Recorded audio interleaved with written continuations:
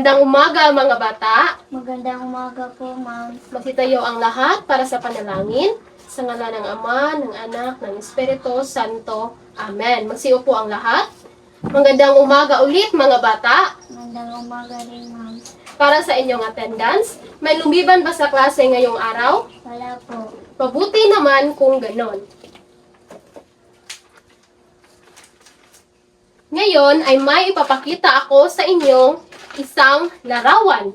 Nakakita na ba kayo ng ganito mga bata? Opo. Alam niyo ba kung ano ang tawag sa insektong ito o ang pangalan ng insektong ito? Hindi po. Itong insektong ito ay isang buyayang o water strider. Ito ay kadalasang nakikita sa ilog o lawa. Naintindihan niyo ba mga bata? Opo. Ano nga ulit ang tawag sa insektong ito? Buyayang.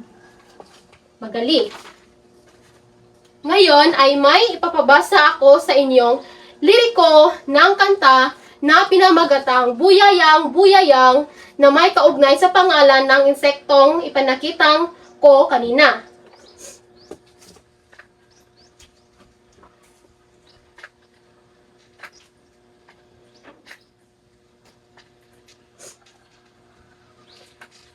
Pakibasa mga bata at nais ko na basahin ninyo ito ng mabuti dahil mamaya ay kakantahin ko ito at pagkatapos kong kantahin ay tayo naman ang kakanta o sasabay kayo sa akin kumanta. Naintindihan nyo ba mga bata? Opo. Buyayang, buyayang. Buyayang, buyayang. Buyayang sa tubig. Ako na nakayan. Walay katig-katig. Walay bugsay-bugsay. Bukton na ray pangkaykay. Pagdunggo sa baybay, nagakapay-kapay. Sayutang gisaad, katinaw sa tubig. Dayo o lumad, kalinaw ang ibig. Apan isang araw, punglo ay umulan. Nawasak na hanamunting kabuhayan. Dito sa Mindanao, doon na kami balay. Ang kahingalagaw ni nanay ug tatay. Sila gapanguhag uway o bagakay aron pa baylo ang mga isdang gagmay. Minsay isang tatay payapang nagbungkal katabang ni nanay sa lupang gimahal na ay munting paslit na nais mag-aral. Digmaan at sakit hinuoy umiral. Halina't magmasid at maunawaan. Boyog at kuliglig panay ang tagisan. May sayang papawid sa radyo latalaan. May sayang papawid sa radyo latalaan. Ngunit di narinig ang tinig ng bayan. Ngayon naman ay kakantahin ko ito ng may kasamang tunog.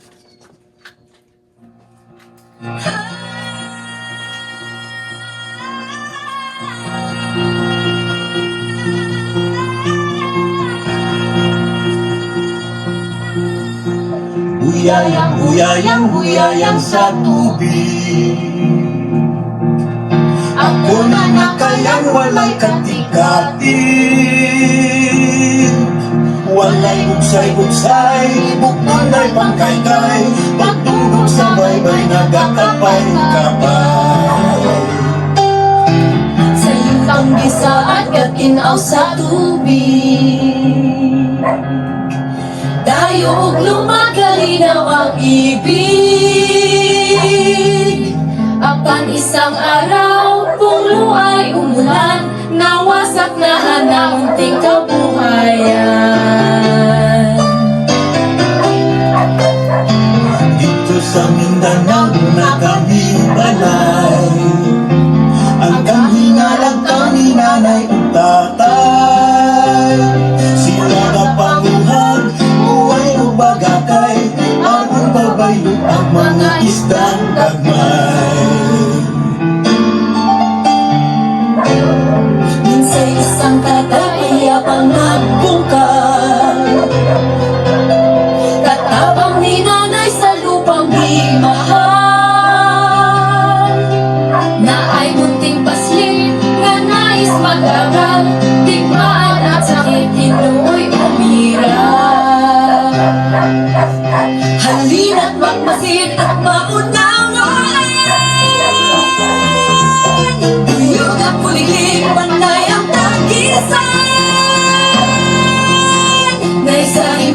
papawid sa radyo't latalan. Naisahing papawid,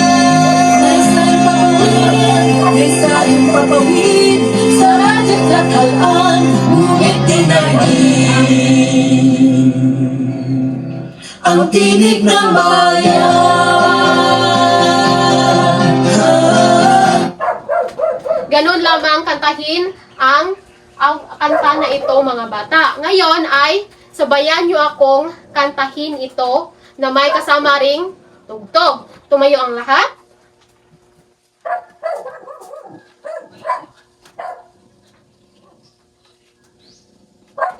Handa na ba kayo, mga bata?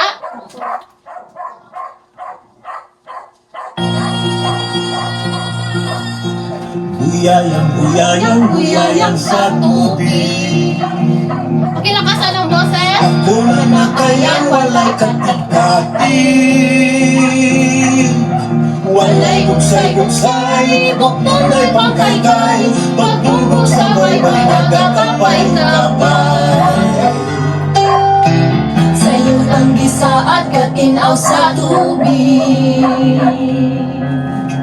dayo og lumakalinaw ang ibig. Apan isang araw, kung luay umulan, nawasak na ang ating kabuhayan. Dito sa Mindanao, na kami balay, ang kahingalan kami nanay o tatay. Sila kapanguhan, buhay o bagakay, ang babayo at mga isdang gagmay. Minsay isang tatay payapang nagbungkal, katabang ni nanay sa lupang di mahal, na ay munting paslit nga nais mag-aral, digmaan at sakit inuoy umira. Halina't magpasya at maunawaan, tuyong at kuliglig panay ang tagisan.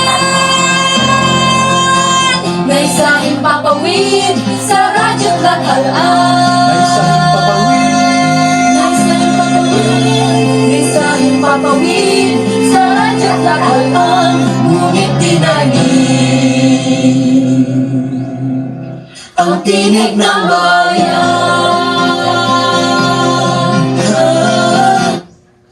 Maraming salamat, mga bata. Magsiupo ang lahat. Ngayon ay tatanungin ko kayo. Anong sa tingin nyo ang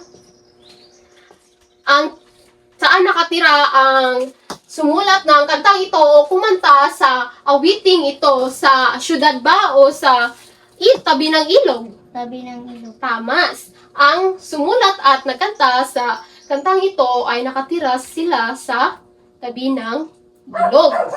At ano naman ang nararamdaman ninyo nang kinanta ninyo ang buyayang buyayang? Asaya naman. Mabuti naman kung ganon. Ngayon ay papabasa ko sa inyo ang layunin ng aralin natin ngayong araw.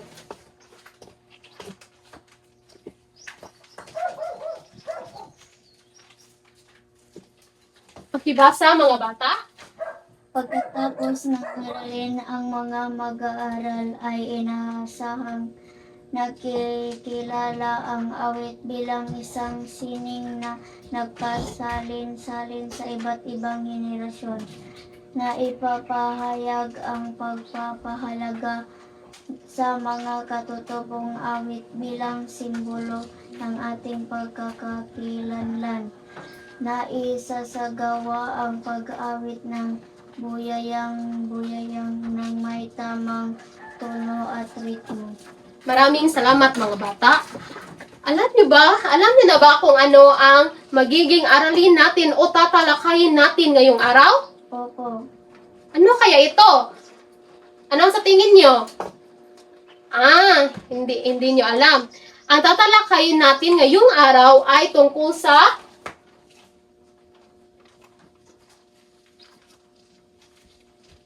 Katutubong sining awit. Pakibasa nga mga bata. Katutubong sining awit. Maraming salamat. Alam niyo ba kung ano ang katutubong awit sa sining? Hindi po. Kaya ngayon, ito ang tatalakayin natin. Ang katutubong awit ay o isang folk song sa English. Ito ay mga kanta na nanggaling pa sa ating mga ninuno na mula pa noon nung hindi pa tayo nandito sa mundong ibabaw. At ito ay ipinagsalin-salin lamang mula sa ating mga lolo, lola, at patungo naman sa ating mga mama, papa, at isinalin din sa ating mga magulang, patungo din sa ating mga anak. Kaya ang mga katutubong sining o awit ay napakinggan na rin natin. Kahit pa man noon ay wala silang mga internet. At itong mga katutubong awit o isang sining ay tinatawag na living art. Alam nyo ba na tinatawag ito na living art dahil ito ay buhay sa puso ng mga tao kahit pa man na ito ay noon pa lamang ito kinanta o noon pa lamang ito isinulat. At alam nyo ba na mahalaga ang katutubong awit sa ating pagkakilanlan o isang Pilipino? Opo. Oo, mahalaga ang katutubong awit o mga lumang awit sa ating pagkakilanlan bilang isang Pilipino dahil ito ang nagiging isang batayan kung sino tayo at kung ano tayo ang pagiging Pilipino. Ito ay isang simbolo rin ng isang kultura, tradisyon na siyang ipinapasa mula sa ating mga ninuno hanggang sa mga susunod na henerasyon. Gayunpaman, kahit na mga luma na itong awit, ay mahalaga pa rin na tandaan natin na ang katutubong awit o ang mga lumang awit ay hindi natin dapat kalimutan. Kahit na may mga bagong mga awit na ngayon, katulad ng mga K-pop, P-pop, ngunit kailangan pa rin nating pahalagahan ang ating mga katutubong awit dahil ito ang isa sa mga batayan sa ating pagkakinlanlan bilang isang Pilipino. Narito ay iba pang mga halimbawa ng mga katutubong awit sa Pilipinas. Pakibasa mga bata. Dandang soy. Sipilimon. Kitong. Waray-waray. Bahay kubo. Itong anim na ito ay ilan lamang ito sa mga halimbawa ng katutubong awit sa Pilipinas. Mula sa anim na aking panakitang iba pang halimbawa ng katutubong awit, alin sa isa nito ang mas alam mo kung paano kantahin? Bahay kubo. Oo, Bahay Kubo. Dahil ang Bahay Kubo ay kadalasang kinakanta sa paaralan o kahit nasa bahay. Naintindihan nyo ba kung ano ang kahalagahan ng katutubong awit sa ating bansa at nating mga Pilipino, mga bata? Opo. Ganyan dapat din na isa sa isip nyo na mahalaga talaga ang katutubong awit o mga lumang awit natin, kaya dapat din na tangkilikin natin ang sariling atin. Ngayon ay may gawain tayo. Ito ay tinatawag na emoji o mga thumbs up o thumbs down emoji. Ngayon ay may babasahin akong mga pangungusap at nais ko na kung sang-ayon kayo sa aking binasang pangungusap ay itaas nyo lamang itong thumbs up kung sang-ayon kayo. At kung hindi naman kayo sang-ayon, ay itaas ninyo ang thumbs down. Naintindihan nyo ba mga bata? Opo. Ngayon ay magsimula na tayo.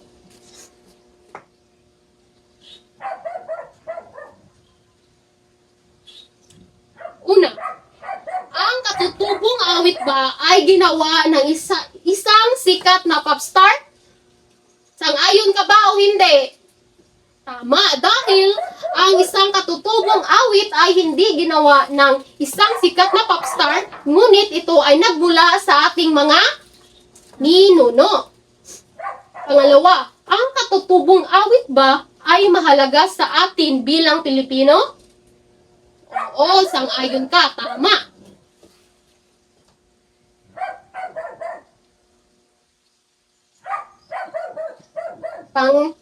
Pang-tatlo, isinulat ba sa wikang Ingles ang katutubong awit? Tama, hindi ito isinulat sa Ingles ang katutubong awit dahil kadalasan sa mga katutubong awit ay nagmula sa mga iba't ibang lingwahe.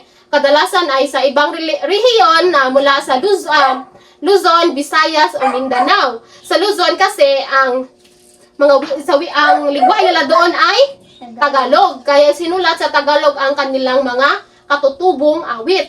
Sa Visayas naman, ang lingwahe o dialekto ay Bisaya o Cebuano. Kaya ang isinulat rin ang wika rin na isinulat ay hindi rin Ingles, kundi Bisaya o Cebuano. Sa Mindanao naman ay sa Mindanao ito. Bisaya pa rin siya. Pang-apat o panghuli, naglalarawan ba ng ating kultura ang mga katutubong awit? Tama. Ang mga katutubo nating awit ay naglalarawan ng ating kultura. Naintindihan niyo ba mga bata? Opo. Ngayon ay nais ko na kumuha kayo ng isang buong papel at sumulat kayo ng essay na binubuo ng 3 hanggang 5 pangungusap. May isang buong papel na ba kayo mga bata? Opo. Pakisulat ang tanong at babasahin ko lamang ito ng 2 beses. Ang tanong ay, bakit mahalagang matutunan ng mga batang tulad ninyo ang mga lumang awit o katutubong awit ng ating bayan o bansa? Ulitin ko, bakit mahalagang matutunan ng mga batang tulad ninyo ang mga lumang awit o katutubong awit ng ating bayan o bansa? Naisulat niyo na ba ang tanong mga bata? Opo. Okay, sagutan ito. Bibigyan ko muna kayo ng 5 minuto. Tapos na ba kayong sumagot mga bata? Opo. Pakipasa ang inyong mga papel sa harapan sa bilang ng 3. 1, 2, 3. Narito na ang inyong mga papel. Maraming salamat mga bata. Ngayon naman ay para sa inyong assignment ay nais kong kunin ninyo ang inyong assignment notebook sa Araling Panlipunan. Pakikuha ng inyong notebook mga bata.